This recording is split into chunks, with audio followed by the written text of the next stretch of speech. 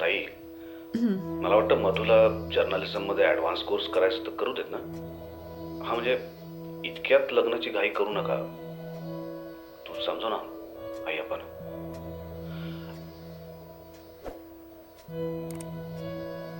आणि समीरला म्हणावं तो इथे आला तर माझ्याकडे राहू शकेल. मुळात आधी आपलं आयुष्य 100 वर्षांचं. त्याच्यातली 50 वर्ष झोपेत जाणार आणि मग उरलेल्या 50 वर्षातली 25-30 वर्ष जर झगडण्यात गेली तर मग आनंदासाठी कधी जगायचं. I know. ताई, तू काहीच बोलत नाहीयेस. ए ताई, अगं रडतेस काय? ताई, कम ऑन चेअर अप. ताई, कम ऑन चेअर अप. एक मिनिट थांब, हॅलो मी.